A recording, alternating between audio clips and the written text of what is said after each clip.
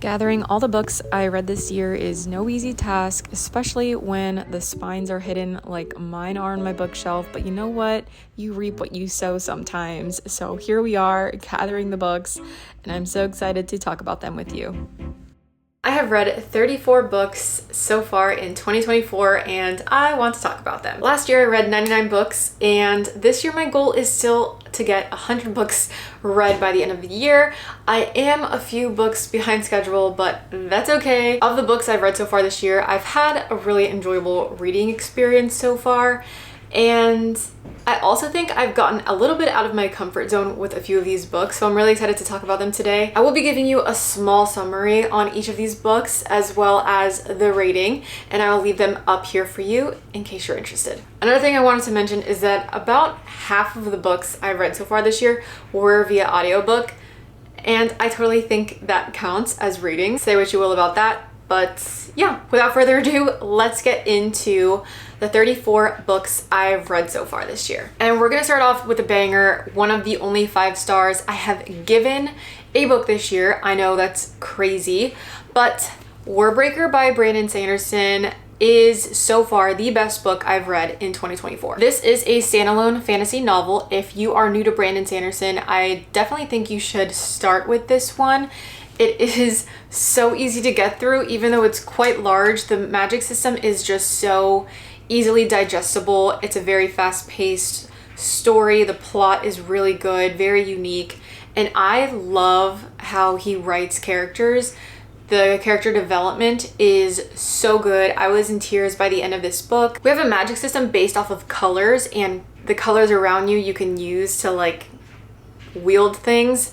We have a sentient sword, which has a mind of its own. We have Lightsong, who is like this lesser god in this world, who's so funny. His dialogue is the best in the story, in my opinion, and I just love when we get one of his chapters. And I just have nothing but good things to say about this book. It gets hot talking about books. I don't know what to tell you. Another book I read is The Rule Book by Sarah Adams. This is a new release for 2024. I had high hopes for this book. I really enjoy Sarah Adams' writing as far as cheesy rom-coms go. She kind of hits the nail on the head there with her story writing, with her plots. They're just really cute. They're exactly what you're looking for a palate cleanser, something easy to read on the beach. This was really cute, not gonna lie. Is it my favorite Sarah Adams book? No. Now that I'm talking about this book, I realize I didn't put it on Goodreads, so this technically counts as my 35th book. We're just gonna count it as that. This is a sporty second chance romance, and I don't necessarily love second chance romances, so maybe that's why I didn't love this book. I gave it 3 stars because it was enjoyable, it was cute, it did check off those boxes. And another thing I really like to mention about Sarah Adams is she primarily writes clean romances or closed door romances. This one does have a scene here, but she does mention it before you start the book. There's an author's note and it tells you if you want to skip that, you can go ahead and skip this chapter, which I really appreciated it because I don't like reading spicy scenes. So if you are someone like me that is just trying to shield your eyes from things like that, then maybe check out Sarah Adams. But overall, this book was fun. It was entertaining. Cinder in Glass by Melissa Bella Cruz is a Cinderella retelling. It's a YA fantasy, and I think I read this I read this for a blind date with a book. I will link that somewhere over here. It was cute. It's Cinderella. What more can you really expect? Obviously, we kind of know who the villain's going to be. We know who the heroine is. We know who she ends up with, pretty much. And it was cute. As far as Cinderella retellings go, I did enjoy this. It's very YA, but it was fine. There's not much more to say to it than that, and I did give this book a 3-star rating. Now this book I did give a 5-star rating to. It was so good.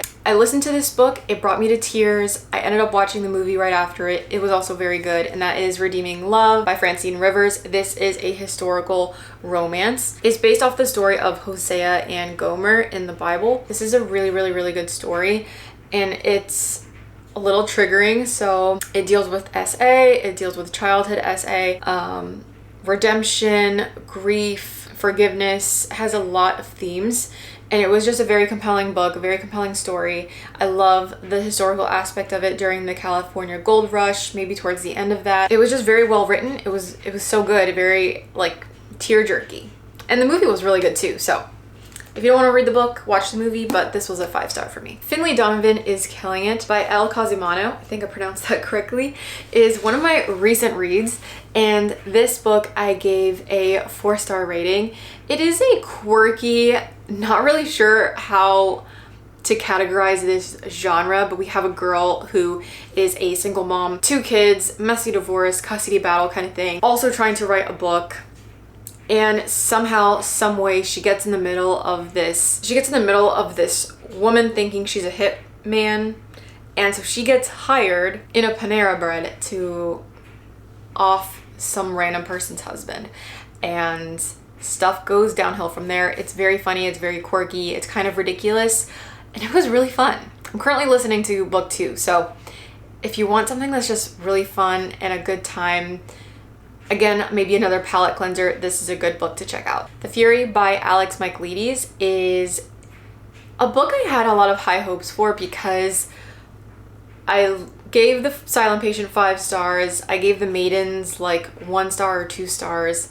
I was hoping this would be a redemption book for him, and I gave it 3 stars. So it was so-so. If you don't know, Alex Michaelides is a psychological thriller author, and a lot of his books are based off of like Greek plays, Greek themes, or they take place in Greece. And in this case, we'd have a vacation gone wrong on a Greek private island, and it's kind of a whodunit, and we have a very unreliable narrator who's telling us the story in reverse, kind of events leading up to where we're at now. It was fine. It was fine. I wanted a couple of things to be a little different, and that's okay. It's just my opinion, not going into spoilers of the overall plot, but yeah, I still think The Silent Patient was his one-hit wonder, unfortunately. A Fragile Enchantment by Alison Saft is another book that I think is cute, not really worth reading more of. I think that the magic system in this story was very unique, and how the girl had magic woven into the threads of anything that she sewed. She was able to put emotions and feelings into clothing, which I thought was really, really cool. And that's the only thing I really enjoyed about the book. I did give it a 2-star rating, unfortunately. I just think that the characters were kind of dull and one-dimensional. Not much character development. Our main character, I felt to be very naive and immature, getting herself into trouble when she knew she didn't have to, but she did it anyway. And I just couldn't find myself rooting for her or really anybody. So unfortunately, I gave that 2 stars. The Most Agreeable Murder by Julia Seals, I got as a birthday gift from my best friend. Thank you, Kara. This was a very cute historical whodunit story, and it gave Jane Austen vibes slash Clue vibes slash Agatha Christie vibes. I gave this a 3-star because while it didn't fully have me turning the page constantly, like I'm so gripped in the story, it was still very cute, and I liked it overall. It was just a little slow going in some parts. I think a little more drawn out than it needed to be, and that's okay. I think, again, for the story, it did what it needed to do. So if you're interested in Regency era storylines and the way they talk, the descriptions of the setting and things like that, if you like Clue, if you like whodunits, then I think you will really enjoy this story. And I think there's going to be more from this author or in this series. I'm not really sure, but I really liked it. And the cover is adorable. The Housemaid's Secret by Frida McFadden is a recent read. This is a sequel to The Housemaid. Just like The Housemaid, I read this in just a couple of hours. She writes really fast-paced psychological thrillers. I kind of had a feeling of what was happening, and then it completely lost it. I had no idea what was happening towards the end of this, which I love. I love to be surprised by the end of books, and this did that for me. If you're looking for a good psychological thriller, definitely check her out, but Housemaid's Secret is a duology, so I'm not going to get into the content of the book, other than if you like psychological thrillers and maybe people that are wrongly accused for things, but you're not entirely sure if they're wrongly accused, check her out. Then I read Powerful by Lauren Roberts. This is book 1.5 in the Powerless trilogy, and this is also a novella, super tiny. I will say, if you have read Powerless, you already know what's going to happen in this book, but I still encourage you to read it. I did cry my eyeballs out in the wee hours of the morning reading this, but it was still really good. I very much enjoyed it. This has to do with a character in book 1 during the events of book 1, if that makes sense. I don't want to talk more about it because I don't want to get into spoilers, but if you haven't read Powerless, this is a young adult fantasy series with a girl who has no powers in a world where basically everyone has powers, and it's a death sentence if you don't have powers. Yeah, so hopefully I sold you there, but I did give this a 4-star rating. Meet Me in the Margins by Melissa Ferguson is another rom-com. This is actually a Christian rom-com, but I didn't really notice any Christian themes in the story. It was just a very cute, clean, cheesy rom-com, so I think it's fine for anyone to read, and it has to do with an editor working in this publishing company, I think in Chicago or New York. It is very cute. Again, if you're into rom-coms and cheesiness, you will really enjoy it. I gave it 3 stars purely because I found it entertaining, not because it was a groundbreaking novel, but I still recommend it. And I really did also enjoy the writing aspect. We get to see kind of what it could be like working in publishing and writing a book. I thought all of that was super, super interesting to me because that's something I would like to do someday. So very cute. And I also really thought the cover was adorable. Now we get to Starter Villain by John Scalzi.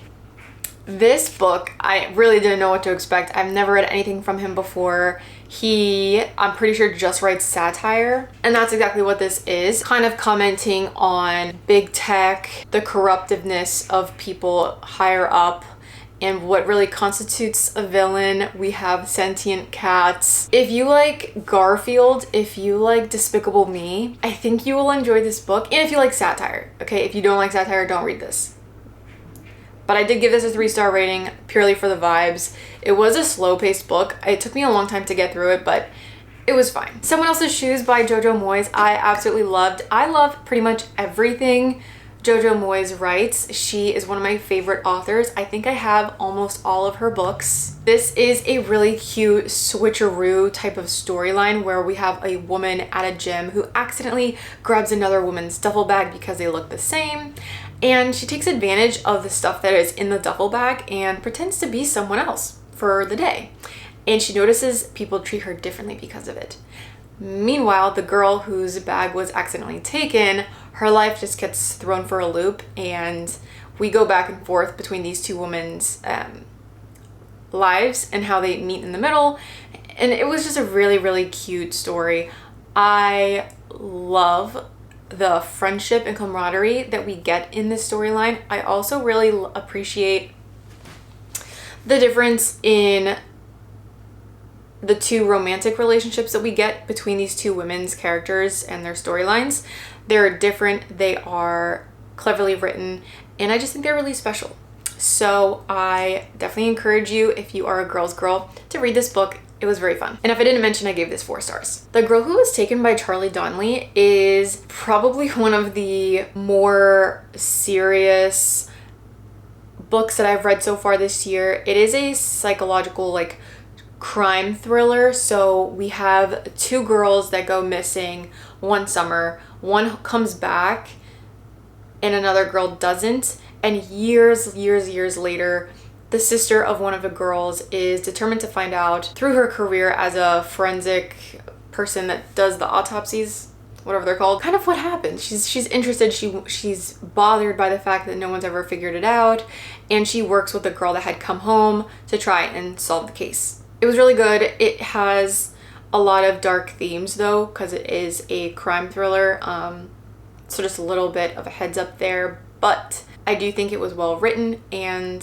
I read it in like a day. So I gave it 3 stars only because I think that while the story was really engaging and compelling, like a docuseries would be on Netflix, it didn't necessarily wow me, if that makes sense. Culty by Mariana Zapata was so good. Again, I love Mariana Zapata. All Roads Lead Here was one of my favorite books ever. And this one actually was really good. It took me a little bit to get into This is a sports soccer romance. The girl had a crush growing up on this really famous soccer player, and years later she's now a professional athlete and he becomes the assistant coach for her team. Essentially the basis. Also, he is very grumpy. So there's that. Very, very fun. Mariana Zapata is a romance writer, if you didn't know, and they're usually very hefty books. This was almost 600 pages, I think. I will say there also is a scene, a spice scene at the very end, but it's like the last page, so honestly you can just skip it if you want to. It's kind of nice that you don't have to worry about it for 500 and something pages, but just wanted to give you a heads up. But yeah, if you like sports romances, definitely check out Mariana Zapata, and I gave this a 4-star rating. The Midnight Library by Matt Haig was one of the more interesting books I've read this year. It made me feel so many different emotions. We have a girl who is contemplating on ending her life and whether she should or should not, and something happens to her where she ends up kind of in this, I don't want to say it's purgatory, but she's in this in-between place with a librarian, and a library filled with books of different versions of this woman's life. And as she opens each book, she gets to see what her life could be if she had made a different decision in a certain... It just speaks a lot about the decisions that we make in life and the preciousness of life, the importance of people around you, and how sometimes things that you think are a regret end up being something that are worthwhile later down the road, that they actually weren't bad decisions, they were there to protect you, or they led you to something even better, and it's just about perspective. So highly recommend this book to everyone, and I give this a 5-star rating. Took a quick break to go to the gym, but we're back. Kind of got on a kick here with emotional books, I think, because after I read The Midnight Library, I read The Dictionary of Lost Words by Pip Williams. This is a historical fiction during the times when they're making the Oxford English Dictionary. Our main character is a young girl whose father, he's a lexicographer, and he works at the university collecting words to put in the dictionary, and she grows up in this place and she notices that a lot of the words that are discarded are words that are meaningful to women, and she doesn't really understand why. And so this book basically just talks about her collecting these words over time and how actually important they are to not just women, but people that were in lower statuses, like housemaids, housewives, things like that, even people of lower income, and words that they use in everyday language for them, but that some people didn't seem important but actually were important. So it was kind of interesting. I'm not really sure what is true and what is made up for the story, but I just thought it was done well. And so for that, I gave it a 3 stars. Then I found this book on Audible. I was on a kick looking for free books to listen to on Audible, and I came across this book, The Rebound. We essentially have this weird love triangle with a girl who doesn't know how to say yes to her boyfriend that she's been with for such a long time. She kind of refuses his proposal, and it was just an interesting concept. If you are a fan of Beth O'Leary or Emily Henry, I think you would enjoy the writing style of this book. It is a closed door romance as well, so I found that to be quite nice, and it was free on Audible. Bonus there, but I gave this also a 3 stars. Again, nothing really wowed me. It was just an entertaining read. The Housewife's Secret by Anna Lou Weatherly is extremely forgettable, and I actually rated this a 4 stars, and reading the synopsis on Goodreads, I cannot tell you what this book is about. So I don't know what that says about the book or about my memory. Take with it what you will, but it says it's for fans of Lisa Jewell, so I mean, if you want to read it, go for it. This also is free on Audible, so give it a try if you want. An Italian Summer by Rebecca Searle, I really did not like. I actually gave this a 2-star rating. I thought it would be the quintessential summer book or a pool read, beachside read, and it ended up being so problematic for me. We have a woman who is dealing with the grief of her mother who had just passed away and decides to take a trip to Italy that they had planned, but they didn't get to go on together because the mom passes away. While she's on this trip to Italy, she leaves her husband that she's been with for years. She doesn't let him go with her. She goes by herself. And while she's there, she sees her mom as like she would have been in her 20s, because I guess, but I had a problem with the way she described the love for her mother. I felt like it was almost an unhealthy love. It wasn't like a regular mother-daughter relationship. It was almost borderline obsessive in my mind. Just my opinion. If you like this book, that's great. It's just the vibe I got when I was reading it. And I really didn't like the way that she treated her husband at all. He seems like the golden retriever boy that was just trying to be a good husband and be there for his wife. And I didn't get those vibes. So I gave this a 2 stars. The Third Wife by Lisa Jewell was probably not my favorite book that she's written, but it was entertaining enough, and so I gave it a 3-star rating. We have the point of view of the husband, and his wife Maya accidentally stumbles onto an oncoming bus and she passes away. And the book is essentially the husband trying to navigate his life with his crazy extended family because he has had multiple marriages, as well as unraveling the truth of what happened to his wife Maya and her dark past.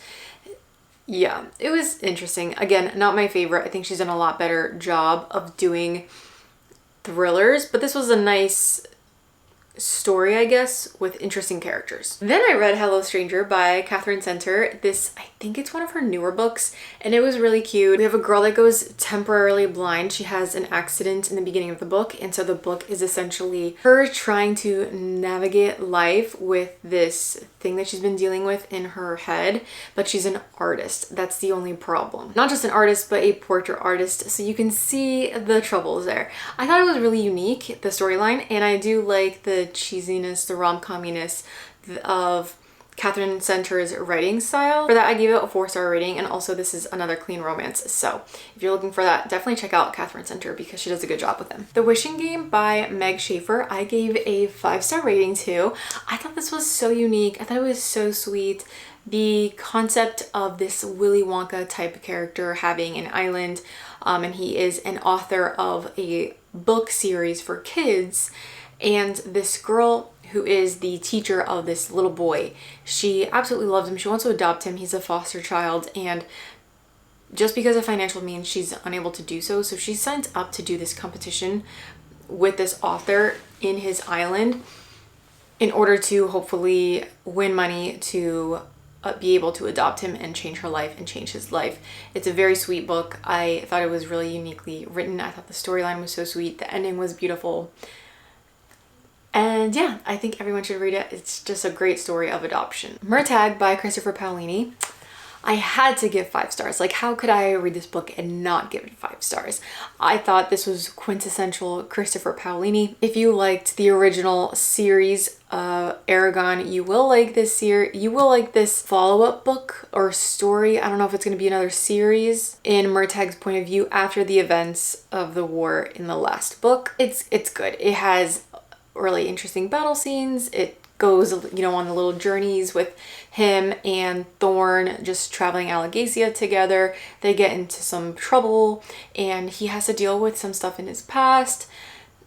It's good. It's lengthy. There are some bits where I found it to be a little like dragging, and I think that's probably the biggest problem with his writing style. But if you like fantasy, you just have to read the series and you have to read this book. The Spare Room and Rachel Ryan's Resolutions by Laura Starkey are 2 books I actually found on Kindle Unlimited. I was looking for clean rom-com books that I could find on KU, and these were available. They also are very reminiscent of Beth O'Leary and Catherine Center, so if you like them, check them out. Both of these books were just really cute, very well written. The Spare Room is exactly that. We have a girl whose boyfriend basically dumps her, and it's just like a dumpster fire, and the interesting man that lives in the building she doesn't really know much about, he needs a room to rent, and so they become roommates, and it kind of goes from there. I loved it. I ate it up. It was so good. I gave this a 4-star rating. I just don't think I can ever give a rom-com 5 stars, but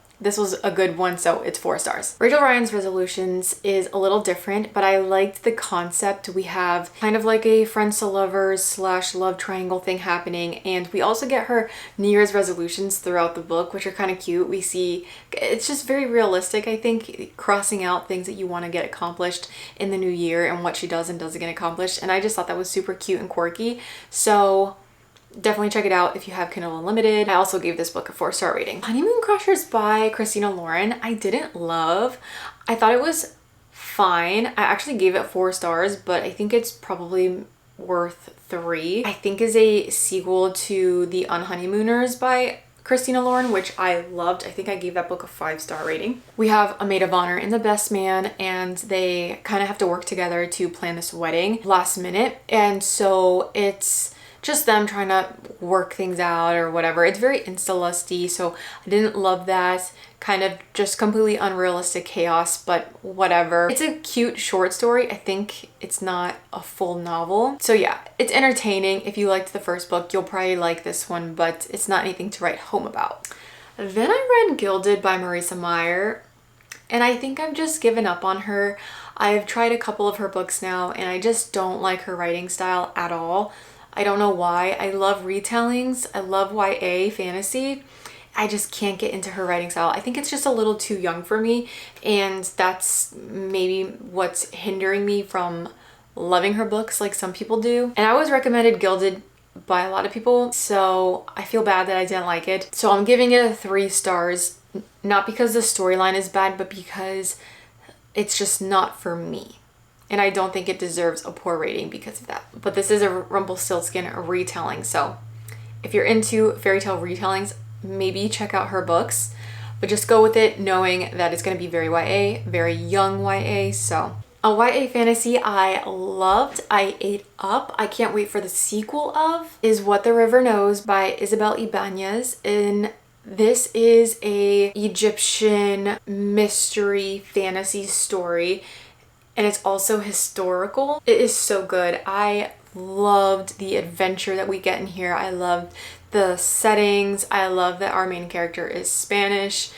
I love the little romance that we get with our 2 main characters. I just thought it was so fun, and I'm so excited for the next book in this series. I think she's going to just knock it out of the park, and it's so unique. I can't wait. I did a full reading vlog on this book, so go ahead and click here if you're interested on maybe some spoilery content, a better rundown, if you will, on this book. But yeah, I really liked it, and it's very underhyped. I never hear anyone talking about this book. Mr. Malcolm's List, I gave 3 stars to.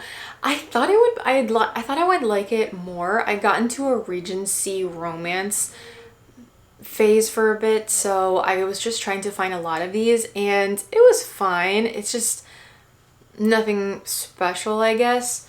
We have this man Mr. Malcolm, and he has like a list of criteria for a woman he wants to marry, but they're very pretentious, and so people are aware of that in society. And so we kind of have like a little plot with some women that are trying to like make this known and kind of not embarrass him, but bring it to light, and it ends up not going the way they think it's gonna go.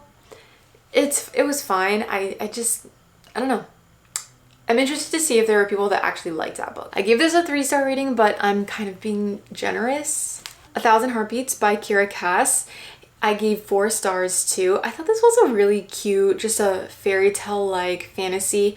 Again, it's very YA. Kira Cass is the writer of this Selection series, and she does write in a very YA style, but I just love the easy to follow fairy tale story of a princess who is destined to marry so-and-so person, and then there is this rogue guy out in the forest, and it's a cute story. I liked it. I love the cover. I feel like I need to go book shopping and get so many of these books that I absolutely love, because a lot of them I read on KU or I listened to them through the Libby app. So we need to go book shopping.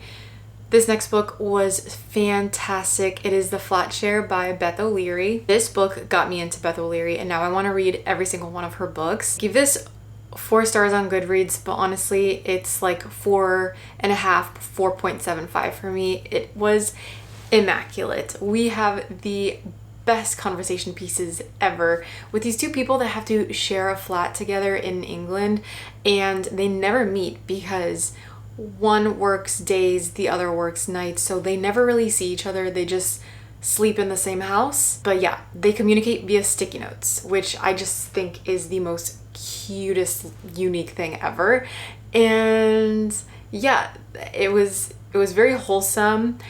And again, it's a clean closed-door romance, so bonus there. Yeah, I just found it so quirky. I found the characters to be very lovable, relatable, and enjoyable to read. We're just whizzing through this video, I think. But I honestly forgot all of these books that I read, and I'm having a good time reminiscing. I then read Emily Wilde's Map of the Otherland. This is book 2 in the Encyclopedia of Fairies series, because I think this is going to be a trilogy maybe. I absolutely loved book 1. I gave it 5 stars, and this book I gave 4. This is peak cozy fantasy, so if you like cozy books, definitely pick this one up. Heather Fawcett does a really great job of world building this kind of mix between real world things and then the fantasy elements of, you know, the fairies, and our main character Emily Wilde, who is a professor at this university, and how she studies them and how she teaches students about them. And yeah, and her quirky little romance, her quirky little relationships with people, and her personality is just so funny to me. So I really enjoyed book 2. It just wasn't 5 stars for me, but I do think it's worth reading if you do appreciate a good cozy time. A slice of life, if you will. Then I read A Quiet Retreat. Again, this was another free read I found online, and I thought, why not? Let's listen to it. How bad could it be? I give this 2 stars. We have this writer's retreat in this like wintry cabin place. They're all authors, and they're set there for a week to write and get to know each other or whatever. It's like a publicity stunt, essentially. But some stuff starts going wrong, and they're kind of like trapped, and their electronics go missing, and just a lot of things start being really weird, and we don't really know why. What got me was the ridiculousness of the ending, and the reasoning for it was just very dumb for me. I didn't like it at all, so I don't recommend this book, just purely because I thought the plot didn't make sense. Sorry. Another book I didn't understand was We Were Liars by E. Lockhart. How is this YA? Like, I get we're in the POV of these kids. They're just absolutely dumb. They were so unlikable, and I knew that they were kids, and kids sometimes do dumb things, but everything about it, I don't know, it really bothered me. It was weird. It was like the most unrealistic plot that could ever happen to these rich kids on the summer away. And the parents were annoying as well, kind of like trying to figure out who got what in a settlement for the estates for their parents who were rich. And just a lot of spoiled people in these books, or in this book, and it just bugged me. And whether or not this is realistic of people that live this type of lifestyle, I don't know. But what I do know is that I just did not like the plot. I did not like the main character. Yeah. And a lot of people like this book. I don't know why. But these last 2 books definitely saved the day for me. We have A Part of Your World by Abby Jimenez. This is my first book that I read from her, and I really liked it. I haven't read anything else from her. If you have recommendations, let me know. But we have a girl, A Part of Your World, right? So we have a girl from the city. She is a doctor. She's successful. Then we have a guy who lives in a rinky-dink, like, nowhere town, and she goes there in order to visit like a funeral for some like great aunt or something, and she ends up meeting this guy. The relationship between them was cute, but I also really liked the storyline between her and her family in the city. I thought that was really interesting and just well done, along with her relationship with her best friend. And I think the next book has to do with the friend. I could be wrong. But yeah, I thought it was really cute. I thought it was a good time. I liked her writing style. And I think this could make a really good movie as well. Maybe like a Lifetime movie, kind of cheesy, but still really cute, heartfelt, you know? Reminded me a little bit of Virgin River for some reason. Actually, now that I think about it, it reminds me a lot of Virgin River on Netflix. And then the last book I wanted to mention is The Nightingale by Kristen Hanna. This book threw me for a loop. I did not know what I was up against with this book. I found myself crying multiple times reading this. It was very difficult to read only because historical fictions tend to do that for me, especially when they take place during World War II. And this gives us a POV of not just two siblings, but two different timelines. So we have a woman who is older and she's with, I believe, her grandson, and they're on their way somewhere. They're traveling somewhere. We don't really know why, but then we go back in time with these two sisters that they don't really get along very well. They live with their dad and he sent them away. So they're just, these sisters are not very close. World War II starts and one of them is married. Her husband gets sent off to war. She has a kid. She's trying to, live her life in this French village. And then we have the other sister who's just very free-spirited. She doesn't really play by the rules well, and so it's hard playing by the rules as France gets occupied by the Germans. And she decides she wants to take part in helping out the cause during the war. So we go back and forth between their POVs and a lot happens. This is such a good book. I recommend this to everybody. I gave this 5 stars and it was an easy 5 stars for me. So well deserved. If you haven't read it, I recommend it. And I do need to read more of her books. If you have read any of hers, let me know because I don't know what to read from her next.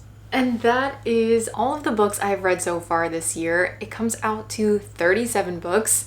I don't know how I lost track of my reading list. I really need to do better with writing them down. But yes, we were at 37 books.